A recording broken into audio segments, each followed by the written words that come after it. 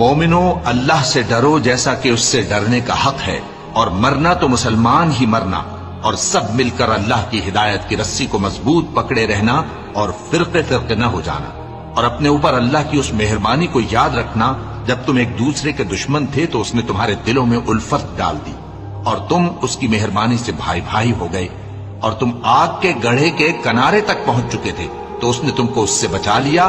اس طرح اللہ تم کو اپنی آیتیں کھول کھول کر سناتا ہے تاکہ تم راہ راست پر رہو۔ اور تم میں ایک جماعت ایسی ہونی چاہیے جو لوگوں کو نیکی کی طرف بلائے اور اچھے کام کرنے کا حکم دے اور برے کاموں سے منع کرے، یہی لوگ ہیں جو کامیاب ہیں۔ اور ان لوگوں کی طرح نہ ہونا جو متفرق ہو گئے اور صاف احکام آنے کے بعد ایک دوسرے سے اختلاف کرنے لگے۔ یہ وہ لوگ ہیں جن کو قیامت کے دن بڑا عذاب ہوگا، جس دن بہت سے منہ سفید ہوں گے اور بہت سے سیاہ۔ تو جن لوگوں کے منہ سیاہ ہوں گے ان سے اللہ فرمائے گا، کیا تم ایمان لا کر کافر ہو گئے تھے؟ سو اب اس کفر کے بدلے عذاب کے مزے چکھو۔